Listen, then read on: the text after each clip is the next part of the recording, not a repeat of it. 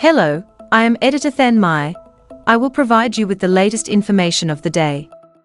UN to vote on resolution demanding Gaza ceasefire, hostage release and aid access. United Nations, AP, the UN General Assembly is expected to vote Thursday on a resolution demanding an immediate ceasefire in Gaza, the release of all hostages held by Hamas, and the opening of all Israeli border crossings for deliveries of desperately needed food and other aid.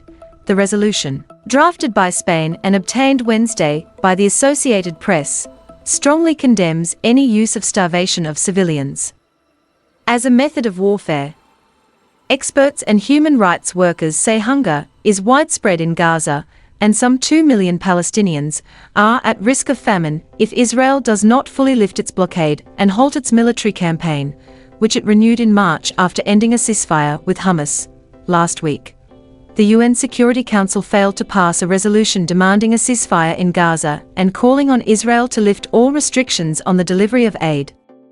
The United States vetoed the resolution because it was not linked to the release of the hostages, while all 14 other members of the Council voted in favor. There are no vetoes in the 193-member General Assembly, where the resolution is expected to pass overwhelmingly. But unlike in the Security Council, Assembly resolutions are not legally binding, though they are seen as a barometer of world opinion. After a 10-week blockade that barred all aid to Gaza, Israel is allowing the United Nations to deliver a trickle of food assistance and is backing a newly created U.S. aid group, which has opened several sites in the center and south of the territory to deliver food parcels. But the aid system rolled out last month by the Gaza Humanitarian Foundation has been troubled by near-daily shootings as crowds make their way to aid sites, while the long-standing UN-run system has struggled to deliver food because of Israeli restrictions and a breakdown of law and order. The draft resolution being voted on Thursday references a March 28 legally binding order by the top United Nations Court for Israel to open more land crossings into Gaza for food, water, fuel and other supplies. The International Court of Justice issued the order in a case brought by South Africa, accusing Israel of acts of genocide in its war in Gaza, charges Israel strongly denies. The resolution stresses that Israel, as an occupying power, has an obligation under international law to ensure that humanitarian aid reaches those in need. It reiterates the Assembly's commitment to a two-state solution to the Israeli-Palestinian conflict, with the Gaza Strip as part of a Palestinian state. The Assembly is holding a high-level meeting next week to push for a two-state solution, which Israel has rejected.